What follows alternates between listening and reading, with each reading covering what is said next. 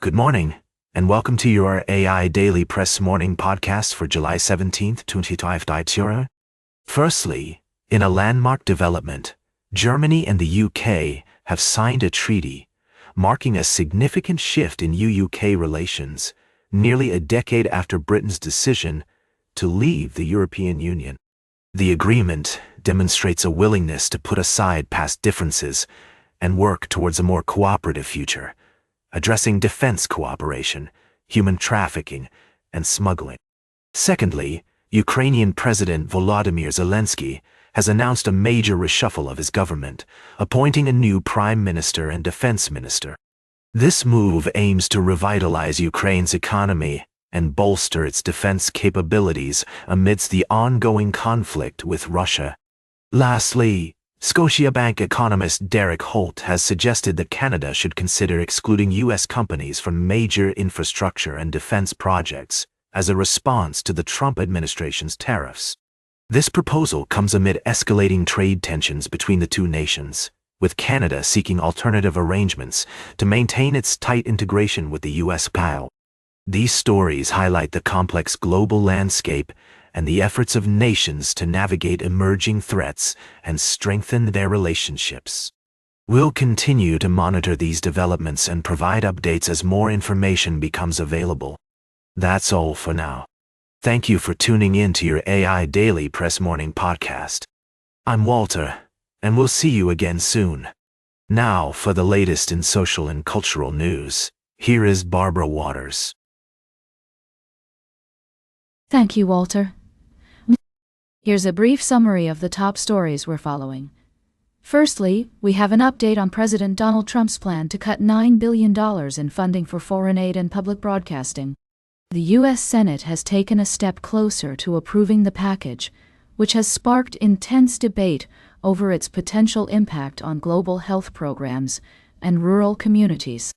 In other news, we're following a significant story from the UK, where it's been revealed that the government secretly relocated thousands of Afghans to the country after a data breach compromised their personal information. The government's response to this crisis was to establish a secret relocation scheme, known as the Afghanistan Response Route, or AR. We're also keeping an eye on President Trump's other initiatives, including his plan to cut funding for certain global health programs. However, exemptions have been made for critical programs like PEPFAR, which fights HIV/AIDS. Lastly, we have an update on a story we've been following about the potential impact of President Trump's cuts on rural communities and global health programs. Experts are warning that these cuts could have far-reaching implications, and we'll continue to bring you updates as more information becomes available. That's all for now. Thank you for joining us on the AI Daily Press Morning Podcast. We'll be back with more news and analysis after this break. Now, for the latest in business and finance, here is Louis Usquizer. Thank you, Barbara. Firstly, we have a developing story involving the Federal Reserve's independence, which has been called into question after a recent incident. Top banking executives, including Bank of America's CEO Brian Moynihan and Goldman Sachs' David Solomon, have emphasized the importance of the Fed's autonomy. This situation serves as a reminder of the potential consequences of meddling with the Federal Reserve's independence and its impact on the global economy. In other news, Leviathan Gold Limited, a Canadian-based mineral exploration company, has provided an update on its proposed transaction.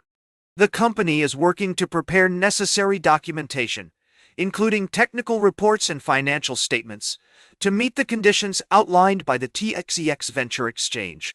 We'll continue to monitor this story and provide updates as more information becomes available. Lastly, a recent report from Statistics Canada reveals that Canada's income inequality gap is widening, with the wealthiest 1% holding over a quarter of the nation's wealth. This stark reality is juxtaposed with Bank of America's soaring profits, which have risen by 10% to $7.12 billion in the second quarter. Economist Dr. Linda Nazareth notes that policymakers must address the root causes of income inequality, including affordable housing, stagnant wages, and inadequate social safety nets. These stories highlight the need for nuanced discussions about economic inequality, regulatory compliance, and the complex relationships between politics, finance, and society. As we navigate these complex issues, AI Daily Press will provide in-depth analysis and updates to keep our listeners informed. That's all for today's morning podcast. Thank you for tuning in, and we'll see you again soon. Now for the latest in science and technology, here is Carl Starman. Thank you, Louis. Firstly, NASA's TRACERS study is delving into the explosive process that occurs when particles from the Sun collide with Earth's magnetic shield, shedding light on space weather and its impact on our planet. Next, a team of researchers has discovered a young exoplanet, TWI 1214b, located about 120 light-years from Earth. This Jupiter-sized world is just 8 million years old and is losing its atmosphere at an alarming rate due to powerful X-rays from its host star. Lastly, we reported on the sale of a rare Martian meteorite, AIDailyPress 1214, which provides scientists with a unique opportunity to study Martian geology up close. The meteorite's composition and texture offer valuable insights into the geological history of our neighboring planet. These stories remind us of the awe-inspiring complexity and diversity of celestial bodies beyond our own solar system, and the importance of continued investment in space exploration and scientific research. Stay curious, keep looking up, and we'll see you tomorrow on the AI Daily Press. Now for the latest in sports, here is Howard Closewell. Thank you, Carl. First, in the world of football, Italy has advanced to the semifinals of the Women's European Championship with a thrilling 2-1 victory over Norway. Cristiana Garelli's 90th-minute header sealed the win for Italy, sending them to their first semi-final appearance since 1997. In other news, 8-time Pro Bowl linebacker Von Miller has announced his decision to sign with the Washington Commanders. The move is expected to bolster the team's pass rush capabilities, and we'll be keeping an eye on how Miller integrates with his new teammates in the upcoming season. And finally, in a story that's sure to delight fans of the Los Angeles Lakers, LeBron James has, just kidding. That's not one of our stories today. But seriously, folks, we do have an update on the NFL. Von Miller signing with the Washington Commanders is big news, and we'll be discussing the implications of this move in more detail later in the podcast. And lastly, LeBron James isn't going anywhere. But Los Angeles Lakers fans can rest easy, knowing that their star player is committed to bringing another championship to the City of Angels. That's all for now. Now, for the latest in travel and human interest, here is Charles Currell.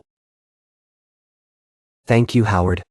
Firstly, we're looking at a fascinating story about the impact of human activity on the environment.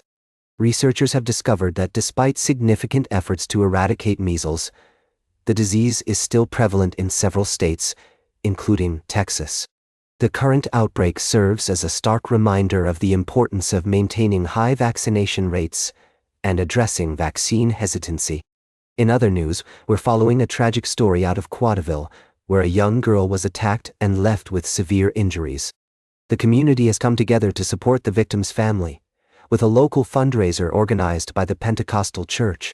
We'll continue to follow this story and provide updates as more information becomes available.